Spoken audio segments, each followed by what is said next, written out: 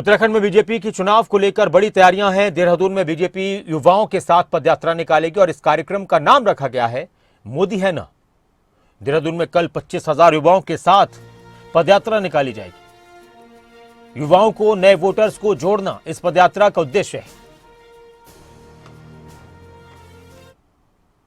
शास्त्रों में कहा गया है, साहित्य संगीत कला विहीन साक्षात पशु पुक्ष विषाणहीन।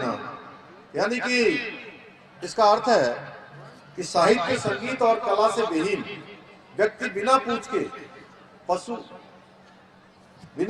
पशु के समान है, जिसके अंदर इन चीजों का समावेश नहीं है।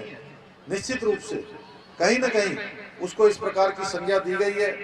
इस पुस्तक मेले की थीम है, मैं देख रहा था, नशा छोड़ें पुस्तक चुने।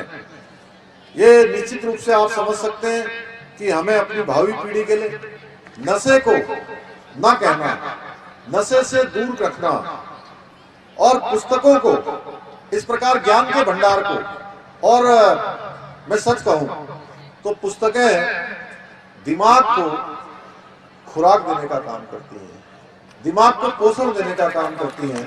इसलिए पुस्तकों को हाँ कहना है और जो खराब चीजें हैं उनको ना कहना है।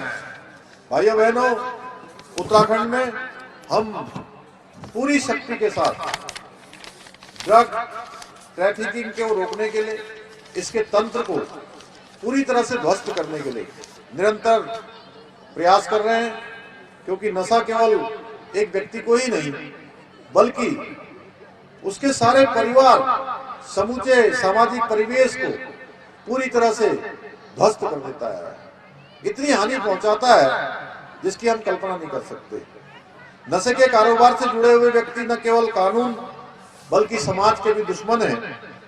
और ऐसे अपराधियों का आज जिस गति से हमारा समाज आगे बढ़ रहा है, ज्ञान विज्ञान आगे बढ़ रहा है, हम सब आगे बढ़ रहे हैं, तो ऐसे सभ्य समाज में, ऐसे विकसित होते हुए समाज में, ऐसे आगे बढ़ते हुए भारत में कोई स्थान नहीं है।